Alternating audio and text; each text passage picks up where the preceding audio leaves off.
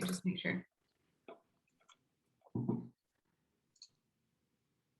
All right. Welcome to another episode of Raising OKC Kids, Conversations with Metro Family in Oklahoma City. I'm Kirsten Holder, and today I am joined by two members of Sunbeam Family Services, Nicole Kanalakis and Amy Clover. Thank you so much for joining us today. Welcome, Nicole and Amy. Thank you. I'm glad to be here. Yes. Thanks for having us. Of course. So let's start with some introductions. First of all, Nicole is the Center of Excellence Director for Education Services at Sunbeam Family Services. She is a nationally certified school psychologist, receiving her bachelor's degree in psychology with a minor in business administration from Texas A&M. She also obtained a specialist level master's degree in school psychology from UCO here in Oklahoma. Nicole has previously worked with several Title I elementary schools in the Oklahoma public school system and originally joined Sunbeam in 2015 as the disabilities coordinator for the Childhood Education Services Division. She has made a huge difference to so many kids during her time in that position and eventually moved on to the position she currently holds in education services. Nicole often says that her driving goal is to help every child have the opportunity to learn and succeed in life, which I just love that. Amy Clover is the Center of Excellence Director for Mental Health Services at Sunbeam, where she oversees service delivery and systems integration to support quality early childhood services. She is a licensed clinician and endorsed as an infant mental health mentor through the Oklahoma Association for Infant Mental Health. Amy has worked in the mental health field for 25 plus years, specializing in infant and early childhood mental health in public, private, and nonprofit organizations. Additionally, Amy has worked for nearly 7 years at the state level, providing leadership and oversight for the Oklahoma Infant and Early Childhood Mental Health Strategic Plan and Framework for Change. We could go on and on about the involvement Amy has had throughout our community, but I just want to dive in. I'm like so excited to talk about play today. So let's start with a personal note, if that's okay. I'd love to hear your earliest memory of play and how it made you feel. Nicole, let's start with you. Okay, so I have a lot of great memories of my childhood, but probably one of the earliest was playing in my sandbox outside. And my parents had a family friend who was a farmer, and they were able to get what I call a retired tractor tire. And my mom whitewashed it and put some blocks underneath it and made it into a sandbox for me, and then eventually my younger brother. And I just remember having a whole bunch of different just household items to use as scoops and cups and to move the sand around and stack it up. And sometimes my mom would bring out a pitcher of water for me or bring the hose over. And so I get to make the different textures and, just mud patties basically. But I, just had a great time sitting in that sandbox playing outside and running around getting water and trucks and different things to put in it. And it felt really carefree. And looking back now, I know I was learning a lot of different skills during that play and really had a sense of wonder. So it's a great memory. I love that. Yes, some of my earliest memories are outside as well. There's just something about being in the sunshine, not having to worry about getting dirty, like you said. Amy, how about you? So I love this question because it really made me reflect on childhood. I think one of my earliest memories is having been in a preschool type setting, and we had opportunities to kind of do lots of different things. And so one of my favorite things was the teacher at the time had a box of musical instruments. And so my friends and I would go and each pick an instrument, and we kind of put our own little band together as early childhood kiddos. My favorite was the triangle. Like if somebody else grabbed the triangle, I was pretty disappointed. But I remember feeling just joy, and even reflecting on it now and talking about it, joyful and carefree and just fun. I love that. And we all need more cowbell or triangle in your case. So, yes, music, play outside. Thank you so much for sharing. Thinking back on some of my favorite memories, they were all centered around playtime growing up. So, I'd love to know more from the both of you. What should play look like at an early age? We've talked about some examples of what you two loved most about early play, but let's start with the earliest years, like that 0 to 2 year old time frame. Should we do structured or unstructured play? We all know with little babies, it can kind of go any way that isn't planned or any way that is. We're just not sure. Can you explain the pros and cons of both structured and unstructured play? And Amy, I'd love to start with you this time. Sure. So like you said, Kirsten, with our infants and toddlers, it can go lots of different ways. And so one of the most important things about that is in those earliest years is the connection with the adults. And really unstructured is probably more of what they're doing because they're learning about themselves and the world around them. And they do that through their interactions and experiences. So I would say probably in those earliest years, unstructured play is more of the norm. We can introduce some structure as they begin to move into toddlerhood and things like that. But I think ultimately we want to try to find the balance between the two. Absolutely. Nicole, what about you? Yes, so in our field, we like to say that play is the work of childhood, and it's really the key to overall healthy development for our kiddos as they are exploring and growing and learning. And it play actually in brain development terms, it's really shaping the structural design of our children's brains early on. So like Amy said, the unstructured play is probably the most common and beneficial very early on for our kiddos. They're just exploring themselves and their people around them, you know, their trusted adults around them and their own bodies and that sort of thing. And it's good if parents can take part in that with them so that they're having and building those relationships. And really, it's a balance between a structured and unstructured as kids grow and learn. So.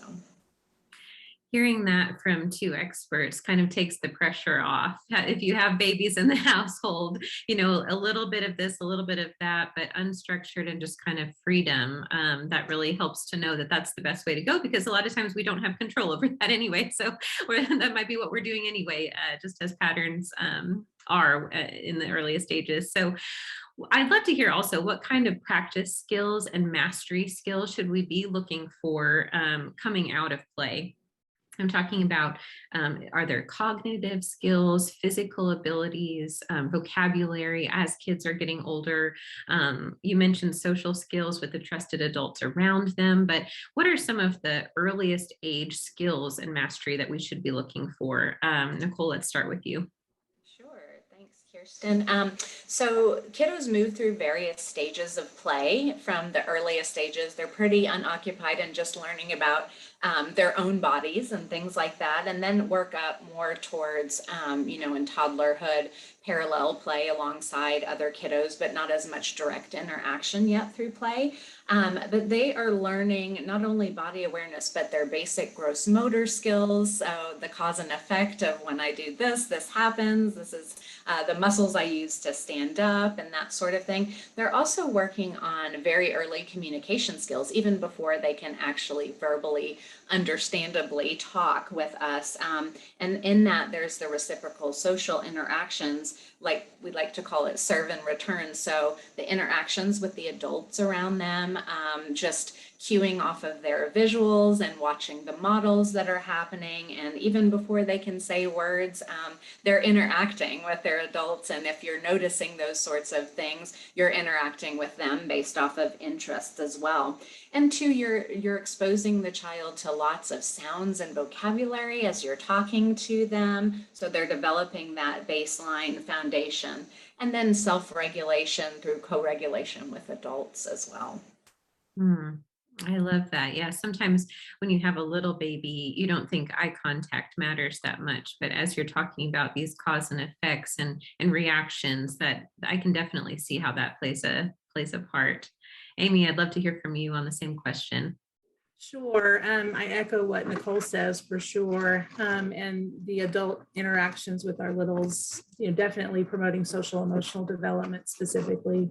Our littles are learning about themselves and the world around them and how to be in the world. And so that's an important piece of things that, that are setting the stage for later on in life, even into adulthood. I love that. So as kids get older, as we move into toddlerhood and beyond, how should their play start to change and evolve? Some of these earliest interactions really have to do with becoming just a more independent person, standing up to walk, as Nicole mentioned, what muscles do I use? Or if I smile at someone, what happens next? But as they grow up and they kind of learn all those skills, how should that play look different? And kind of the same question, should we continue that unstructured play, or what does structured play look like as we introduce it at those ages? And then the pros and cons of both here too. Amy, let's start with you. Sure. Well, as children move through the developmental process, and which is very individualized for sure, we start to see that they move from more independent type play into parallel play, and then they begin to interact in those preschool years with their peers more, and then moving into elementary school, more continued interactions and cooperative play and problem solving and things like that. And that continues with them into their school years and beyond. And so we really want to pay attention to what their interests are and what's happening around them. Where do they gravitate toward? For sure, I think I would emphasize again a balance between structured and unstructured play, but we probably start to see more structured kinds of things as they move into elementary school and beyond. But the groundwork has been laid for them in those earliest years to really begin to be the social beings that they are. Sure, yes. Would you break down parallel play and what that looks like? Sure. So we see that in beginning to develop in toddlerhood. And, you may have a couple of children together or a group of children, say, in a classroom, and they're playing in the same space. They may or may not be playing with the same kinds of toys, but they're not really interacting a whole lot. They're playing kind of beside each other more than interacting. They may be looking over at their peer to kind of see what they're doing with the toy that they have, but they're really not doing that cooperative thing, that back and forth with their peers just yet. Right. It's more of a you're here in the room, not come play with me quite yet. Understood. Yes. Nicole, I'd love to hear from you on the same question. Sure. Yes. So much like Amy was talking about, as they get older and closer towards kindergarten age, 4 and 5, that's when we're really seeing them more in that cooperative play phase. So where they're starting to interact with others more and they're starting to find more mutual interest. They're interested in toys or like the home station, right? And they're starting to act out things with pretend play and that sort of thing. And so as they get a little bit older, they're beginning to embark on more complex interactions and communication. They've got more vocabulary now, and so they're starting to work out some of the more complex things that we'll see later down the line when they're in school and doing group projects, say, and that sort of thing. So. Sure. Speaking of cooperative play, I just love to ask, I'm sure this is where kind of personalities start to come out. I mean, they've been coming out this whole time, but, you really start to see kids that are more outgoing or kids that are more reserved. Can you talk about how that might play into cooperative play and how we as parents can foster or encourage cooperative play? Sure. Well, yes, you're correct. I mean, every child is going to have their own personality. And while we do want to encourage interaction, I think it's really important to be noticing and knowing your child's personality. So we want to scaffold them learning how to do more things and interact, but we don't want to push them to the point where they're very, very uncomfortable. Some kiddos are just naturally more extroverted and want to play more with children. And some kiddos are going to be a little bit more introverted and not want to play maybe with as many children. So they might just have a select few that they're more comfortable playing with. So giving them those opportunities and experiences, but not pushing too much for them, I think is what's most important there. Yes, and they're still learning, and it's so hard. You can almost see the pressure on their face. I feel like when they're like, "Well, what am I going to be right now? Who am I going to be?" And it's those questions we're still trying to figure out as an adult, but these are early practice skills that they're learning. So kind of same question we asked earlier, out of babyhood, as our kids get as our kids get older into toddlerhood, what are the practice and mastery skills that should come from play? And I'm hearing from you, cooperative play rather than parallel play. Are there any other practice or mastery skills that they're learning at this time? Yeah, so their expressive communication should really be developing at this point in time. And they're hearing more words and sounds, and they're saying more, even if it's not totally clear yet. But they are gaining that vocabulary. And they are also becoming more flexible and adaptable to different situations as they're getting more comfortable with themselves and their personalities, as well as creativity and imagination are really starting to blossom. So you'll see much more of the pretend play and the interactions. They're also more coordinated physically, usually by this time. And so they're really refining things like balance and physical abilities, as well as more fine motor abilities as well. So manipulating smaller parts and toys and feeding themselves and that sort of thing. And cognitive wise, we're really developing more of some ability to plan and sequence things they're doing and following multiple step directions, and a little bit of initial problem solving at this point as well. Amy, same question for you. Sure. I think from the social emotional perspective, they're really learning how to be in relationships. They're learning more about who they are and who other people are and how to engage. They're learning how to regulate, to do, demonstrate self-regulation. So when there's disappointment and upset, they're learning how to manage those big feelings in that. And they're really learning problem solving skills and being able to use words to express when they are frustrated and upset and things like that. Yes. For those of our listeners that listen frequently, you probably know by now, I have a toddler in the home, and the big feelings are very real. We are going through that teenager phase. And what I think is really interesting, and just reminded me of what you mentioned, Amy, is he's constantly looking at faces. Of course, he's most familiar with my face and how I portray emotion on my face, but he'll even say sometimes, "Why is the dog making that face? Is he happy or mad?" So I'm hearing that from you. It's obviously a positive step in kind of that social emotional intelligence and kind of picking up on some of those cues. Are there things we should be doing to practice or foster that at home? Well, I think again, noticing, what your child is interested. I mean, that's a great example with your own child, the dog. Who would assign feelings to the dog, right? But just noticing and really paying attention and being present in those moments, and following up with them, not asking a whole bunch of questions, but really being curious with your child about, what is it that he's wondering about the dog as he's trying to navigate and figure out and learn how to name feelings for others as well as himself. Yes, yes. And that's so important. Again, these are skills we're still learning as adults. Labeling the emotion is something I remind myself of daily, not just because I'm talking about my toddler. We talked with Senator Carrie Hicks in October this last year about the importance of staying active and away from screens as it relates to diabetes. We were talking about National Diabetes Month in October. But I'd love to hear, in the sense of play, why is it an important habit to adopt, whether you have health risks in your family like diabetes or not? And Amy, we'll start with you. Okay. So we all know that screens are just a part of our society anymore, right? And there's good and bad, there are pros and cons with all of that. But we really want, as children are growing and developing, a lot of what we've been talking about already is why this is so important, because they're developing the skills necessary for how they're going to navigate the world into adulthood. So too much screen time, specifically, we're all probably guilty of getting on your cell phone, grabbing your cell phone to kind of kill some time and that kind of thing.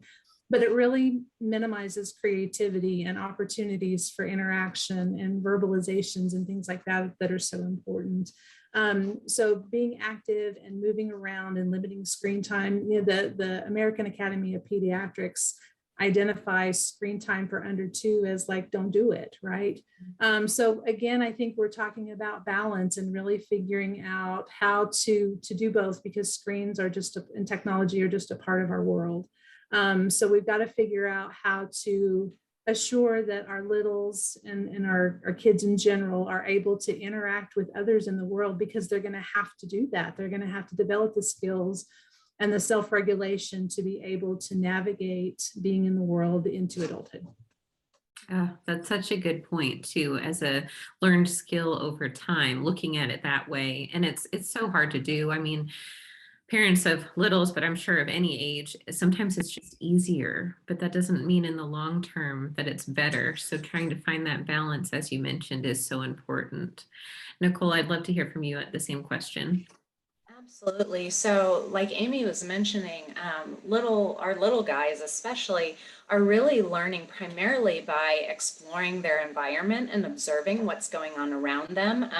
Things out in nature, the dog, like you were talking about, right, in the home, and you especially as the parent or caregiver of the child. And so they're seeing what we're modeling as well. But we know that excessive screen time can really inhibit kiddos' developing abilities to observe and notice those sorts of things, and be able to identify emotions in others as well. And so we want to set that bar early for good long-term development, so that they're not developing a tunnel vision to just really look at and notice screens, as opposed to the people who are right there with them.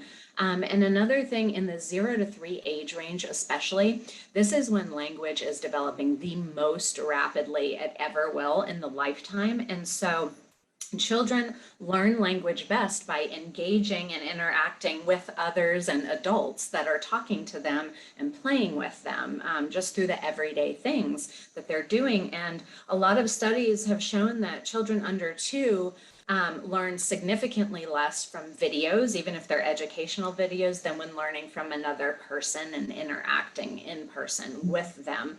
Kiddos as young as about 6 months will look like they're looking at a TV or a screen, but they're really not processing and picking up anything from the screen until significantly after age 2. So the one caveat I would say to that is, I know in our world as we are now, we're much spread out, and much more than we have been. And so if there are family members, in a different state that they don't get to see a lot, and you want to FaceTime with them, that is slightly better for them than regular screen time, because it's much more interactive. So usually that would mean with a young child, the parent is there on the one end with the child, narrating some of what's going on and pointing out things for, say, the grandparent on the other end, who is also interacting with the child. So but screen time during a day, instead of that sort of interaction, much better to sit down and look at a book with the child, or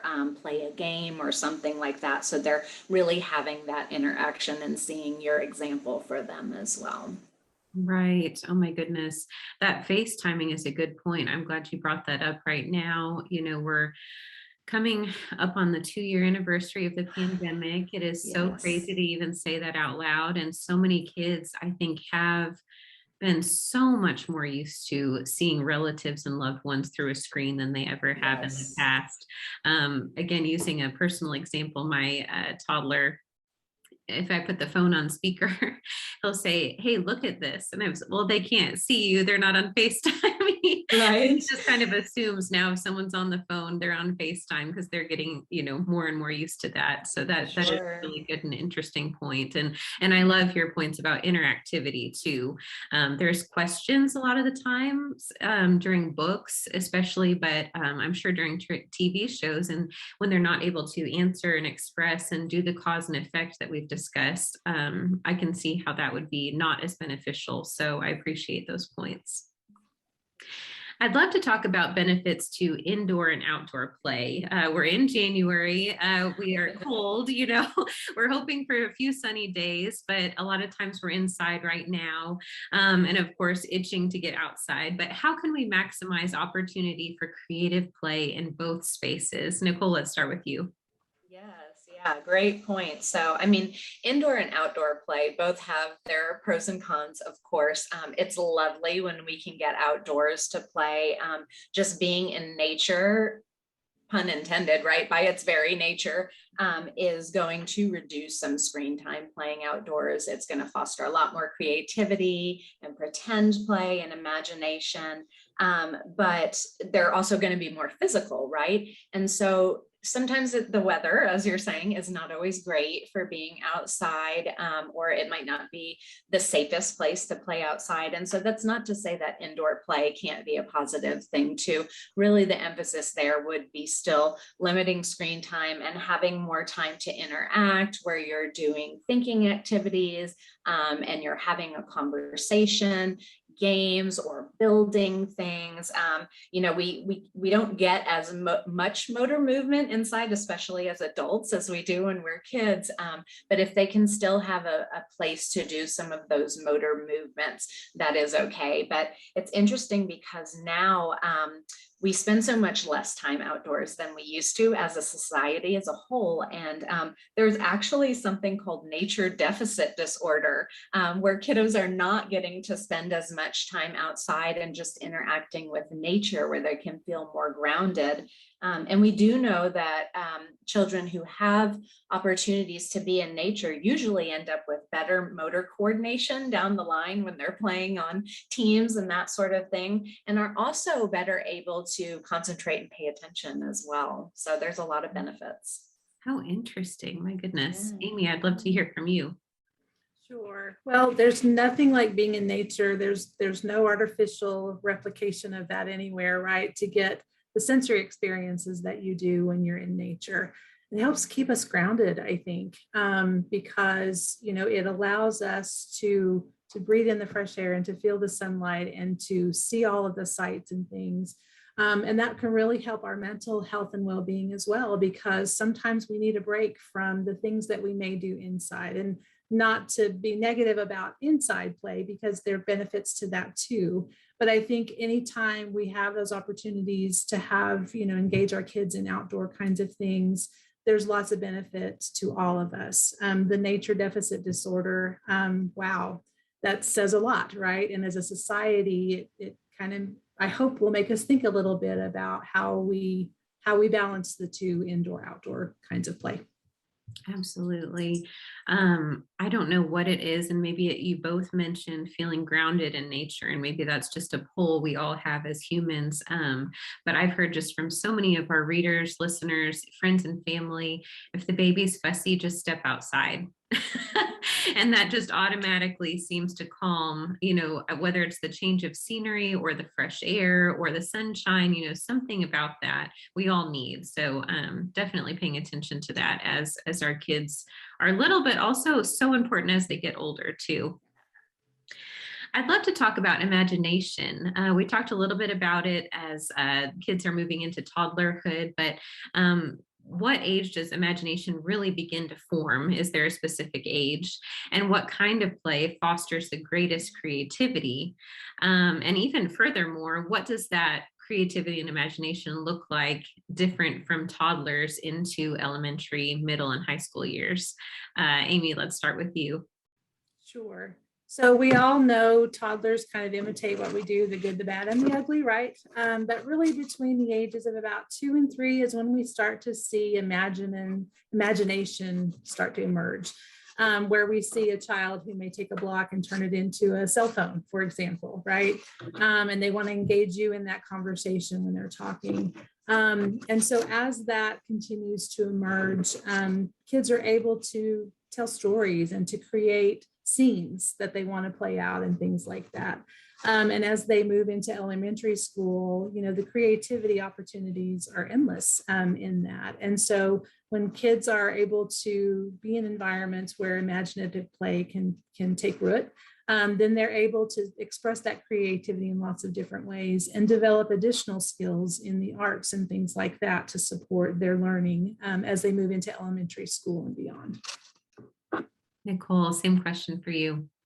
Yeah, definitely the pretend play is wonderful for the imagination and the creativity. And so a lot of that is still very unstructured play, right? If you think about kids in early elementary school, some of their day is much more structured by that point, teacher led to some extent and with specific outcomes that we're expecting. So when they're at home or when they're at a center that maybe has a little bit more free creative play that they can do, they might be playing things with dolls and baby bottles, right? And acting out routines they've seen in their home if they have a younger sibling or that sort of thing.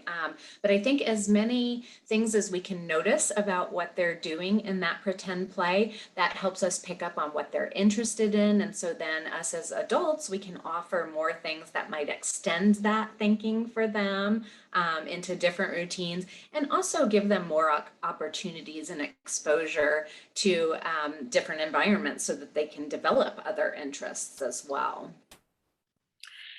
I love what you mentioned earlier in the podcast too about your earliest memories of play in the sandbox using whatever was in the house. And I was reminded of that as you were talking. Offering more things to encourage those imagination skills doesn't always mean, doing your Target run and spending $100. Right. It can be just, if they really love doing baby bottles and baby dolls, what's in the kitchen that we can make baby some food, because don't we all know you buy them the toy and then they just want to play with the whisk from the kitchen. So or the box of the toy. Or the box of the toy. That's exactly right.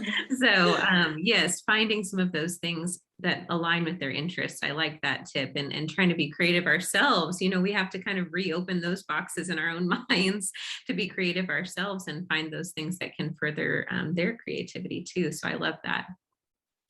Let's talk about social skills and play. What kind of boardroom skills, and I'm using quotation fingers, are kids working through when they're playing, both at an early age, like that preschool, elementary that we've been talking a lot about, but also older kids, middle through high school. They're really doing a lot of practicing at those ages because they're going through a lot of changes at those ages. So what kind of skills, are they working toward really being functional, competent, mastery skill adults through those social skills and play? Nicole, let's start with you.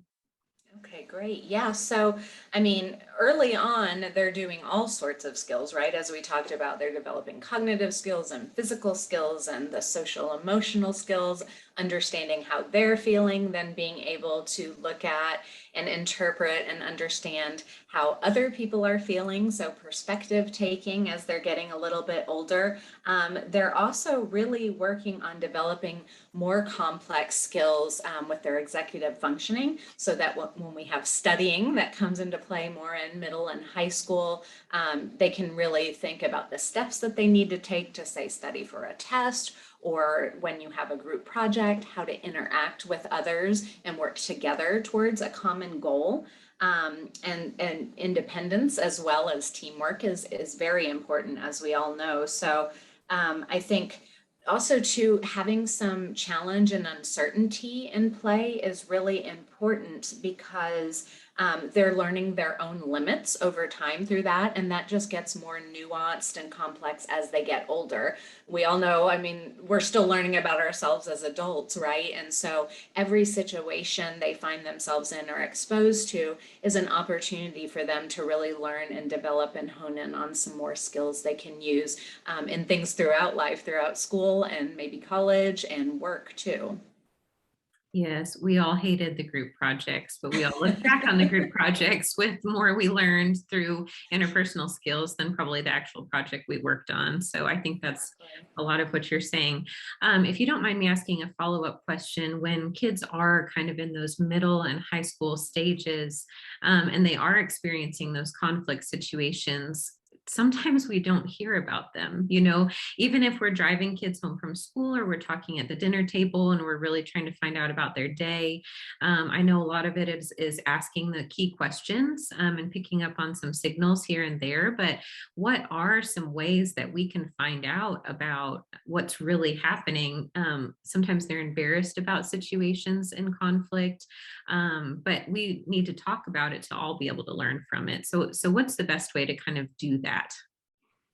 Well, and every kiddo is very different and individual. So I think it takes, hopefully we've been setting the foundation of noticing and getting to know and be with your child, so that you know how to approach it specifically for them. I don't think there's one blanket way for every single child and family, and every relationship is different. But I think something you said is, having those family dinners and things like that. If we're trying to lessen screen time, that's giving us more time for the interaction and really building that relationship with your child. And so being able to just not make it where you're hammering them with questions, but just trying to wonder about and be curious about what's going on for them, or things that might be of interest, and really being aware of what kinds of things are they working on at school. I know there's a lot of in today's day and age, we'll talk about digital media, right? But a lot of communication that parents receive from the schools. So being very aware of and in tune to what kinds of things are going on at school, and then being aware of who their friends are, as much as possible, and just really fostering that open communicative relationship from early on is important here, especially. Yes, laying the foundation early and hoping it continues through these age groups. I love those tips. Amy, I'd love to hear from you. Again, just as a refresher, since we got off on a tangent, but those boardroom skills that kids are learning early and then as they get older. But I'd also love to hear from you on any tips in conflict and talking through that as kids get older. Sure. Well, your follow-up question actually hits pretty close to home. I have a middle schooler. And, how was your day? What did you do at school? Those are things that he doesn't respond to that, right? Yes. And so, I think it's just important, as Nicole was saying, to stay close and connected and be present. Really notice what's going on with your child. You know your child best, right? And so when you notice things, changes in their behavior and their mood and things like that, not bombarding them with questions, but really being close and being open and curious about what's going on and how they are and who they are. I think as far as the boardroom skills, and I can speak from experience with my middle schooler, he's navigating what it's like to be in the people sector, right? And there are peers that you hang with and peers that you don't, and you used to, and you might later, and all of those things. And so exposure to lots of different kinds of people with lots of different kinds of experiences, that's part of life. And so learning how to navigate and be okay with and be able to regulate, when you experience disappointment. And again, those big emotions happen all through our lives, right? Middle school is another touch point where those big emotions come into play. And so, learning how to really problem solve and to negotiate things in those group projects and otherwise, while they're still learning how to be individuals in the world as well. Oh my gosh, I love those tips. And you're right, you're so right. The self-regulation doesn't go away after toddlerhood. Those practicing self-regulation skills do not go away. Even as adults, we still need to practice that sometimes. So I really appreciate that point and that perspective too, because sometimes we think, okay, check, we've worked through the big emotions. And then and isn't it true, as they get older, you think, okay, we've gotten past that, we're moving on, and now I've got it, we're under control, and then the very next week something else hits us that we're having to work through or re-practice or refocus on. So I appreciate that perspective from both ages, but especially as kids get older. We've often heard the phrase glorification of busy. And as parents, of course, we want to create space for our kids to self grow, but it's also important to provide most opportunity for them too. And I'm sure this goes back to our theme so far of independent play versus structured play. And it doesn't change as kids get older, it just, the terminology changes. So, what kind of balance do you recommend as our kids get into those middle and high school stages where they're more involved in team sports, school activities, sports, other programs, even just hanging out with friends? What kind of balance do you recommend there? And what might look like a good balance, day to day even? And Amy, I'd love to start with you. Sure. And I think the key word there is balance, because you want them to have those social experiences and group, engage in group projects and activities and things like that. We also want them to have opportunities to just be. And so scheduling them from the time they get up until they go to bed at night is not a healthy thing. And health and wellness is a big piece of that. And so really identifying and knowing, paying attention to what your child is thinking and doing and saying, and being present in those moments, in those conversations with them, I think is really important. And they're always cueing us, whether it's verbally or non-verbally. And sometimes we miss both, right? But I think where the balance comes into play is, again, your child best. And so if you see that they're potentially struggling, or they're saying things, or they've got a tummy ache and they don't want to go to school, and things like that, or they're avoiding social activities, or they're wanting to stay gone all the time. I mean, the opposite is true. What might be going on, and remaining open and curious about what could be going on. Not that that has to be a bad thing, but just paying attention and then responding to that. If you see that your child is overscheduled, or you yourself are feeling overscheduled, that might be an opportunity to kind of reflect with your child and you as a parent, and not just independently of your child, their space and our space and being, but we also need to make sure that there's time for us to be together unscheduled. That's an important part of staying connected and promoting that social emotional development across the lifespan. Yes, I love all those tips. We are in a mental health crisis mode right now for young people, and your tips about picking up on cues, that they are cueing us all the time. It even reminded me that modeling isn't done in toddlerhood. Modeling continues on, in the scheduling and being intentional and present. I mean, all of these things we have to continue. We're not at any point done with this. Even though they're bigger and they seem more self-sufficient, they still need that same presence. So that is lovely. Thank you for sharing all of those tips. Nicole, I'd love to ask you the same. Yes, well, and so, referring back to the American Academy of Pediatrics, while organized activities are great and we're learning great skills through that, and we definitely want some of that, having too many can really contribute to anxiety and stress and depression for our kiddos, and also cause them to be hypercritical of themselves, right? And so as parents, we are still, like you were saying, setting the example. And I think especially in the age of social media, it's so easy to see and compare things as parents, and they're doing this and their child's involved in that, and we need to be in this club and that activity and what have you. And we think that equates with good parenting, right? But at the point that it's causing us as parents stress, that is also our kiddos are observing and taking that in as well, and can cause them stress as well. And so, the more scheduled and structured time we have, the less time it leaves still for some of that unstructured. And like we talked about several times before, the family dinners where you're really just being together, or just sitting down and spending some time talking, so that becomes a habit early on for your kiddos, so that when they're older, they're still willing to do some of that.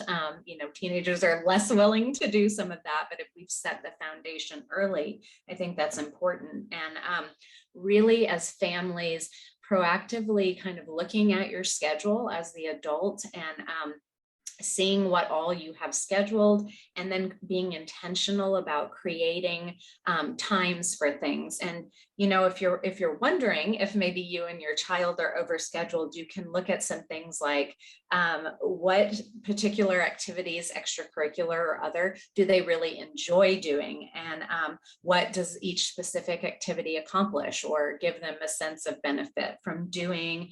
Is that just being done out of habit? And do the kiddos and you feel like they need to be doing that because everybody else is, or it appears as everyone else is?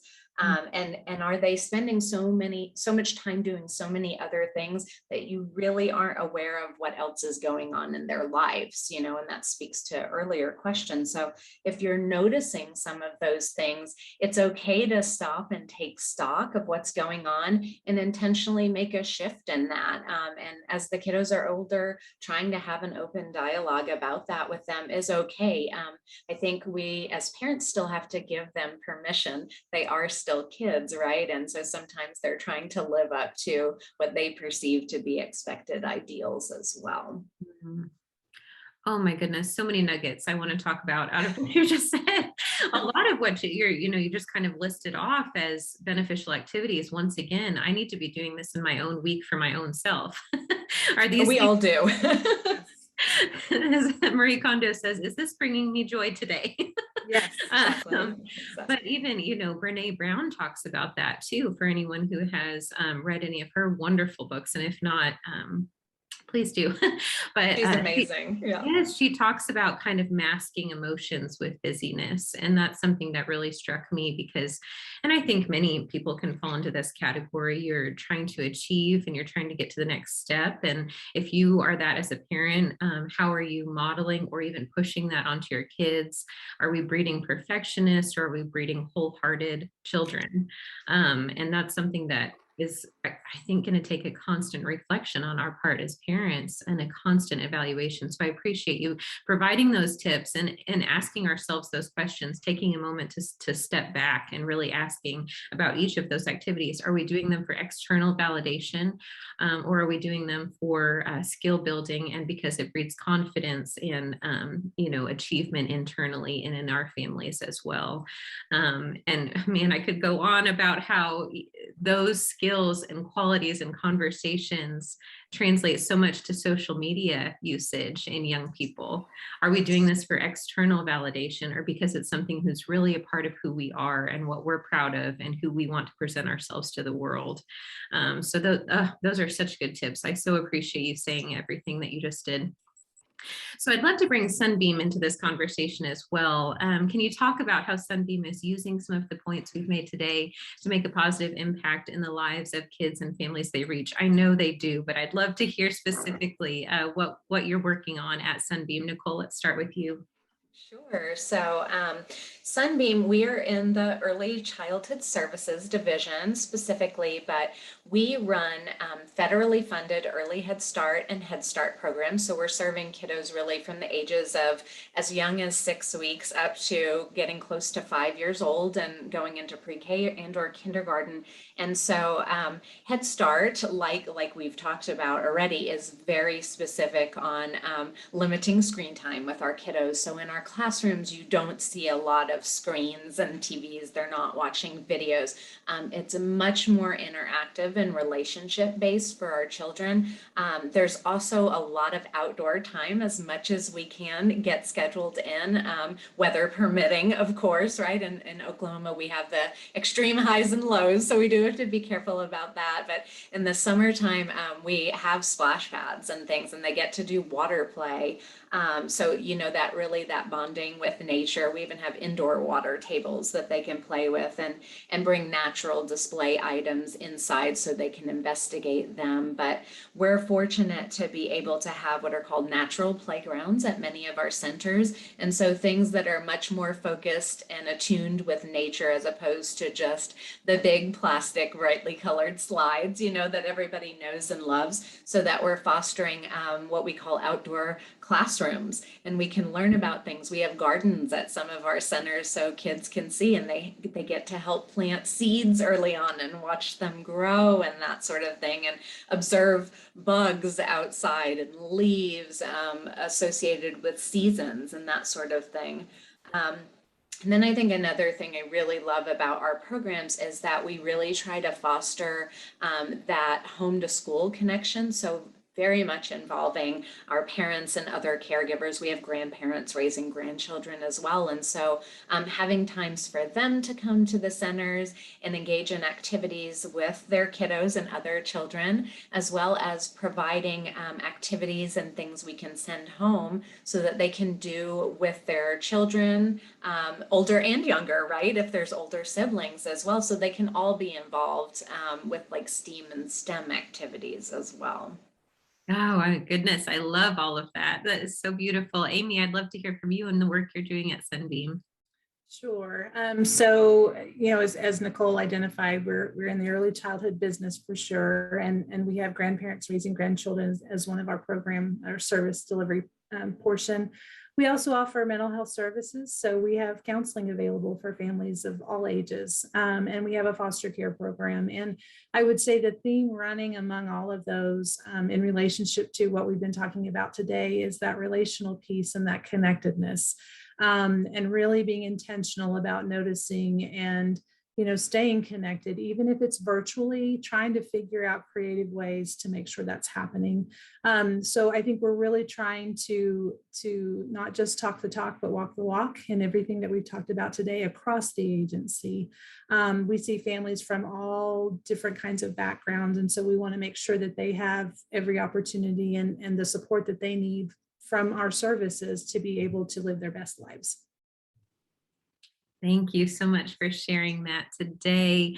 We are reaching the end of our time for the podcast today. There are so many more things I would love to talk with you both about. We'll have to have you both on at some point or another, and to put you on the spot again. But is there anything you'd love to leave parents with, any piece of advice for any age, or anyone who is raising a child who needs some encouragement or support? What would you like to tell them today? Some of what we've been talking about today, sometimes we just need to slow down and just be for a minute and breathe and connect with our kiddos. And we've all got a lot going on, and we've got to take care of ourselves first as parents. And the mask analogy on the airplane, they tell us, put it on yourself first and then your child. And that feels so counterintuitive from that parent perspective. But we've really got to make sure that we're where we need to be in order to continue to support our children. So I think that would be a takeaway for me in relationship to, just speaking to parents. The job of parenting is one of the hardest jobs there is, for sure. And there's no manual, there's no, we don't know. And your child is your child, and you know him or her best. And so, but make sure that you're also taking care of yourself in this process, because it's so important, so important. Thank you. That you're so right. And we all needed to hear that. So I appreciate that, Amy. Nicole, how about you? For sure. I mean, the job of being a parent is basically never done, right? No matter how old your kiddo gets, you're always there in some form or fashion for them. But I think that's really the heart of it, right? You're there, that relationship, and you as the person with your child and interacting, no matter how old they are, that is the biggest gift, is you being there for them. It's not about, all the expensive toys and all the different things you can have and buy and get. It's about that relationship and just the experiences you can have by spending time together and talking together. And it's not always about the most important lesson, soccer lesson or gymnastics practice or what have you. There are so many opportunities to be able to do things with kiddos, to expose them and give them good foundational skills. So I know there's a lot of pressure for parents, especially these days, but some of that is just you're the gift to them, and the things they remember, and I think all of us probably remember as we get older, is experiences and time we spend with others. And so I think those are the most important things. If we just slow down, like Amy was saying, and really be and spend the time and build that relationship. That's the most important thing we can do for our kids. Absolutely. Well said, both of you. Thank you so much for being with us today. This is going to be a podcast that I know I'm going to flag over and over again to revisit some of the tips, and I so appreciate your time. For those of you listening, you can find out more about Nicole and Amy's work, as well as Sunbeam Family Services at www.sunbeamfamilyservices.org. We hope you join us next time on Raising OKC Kids.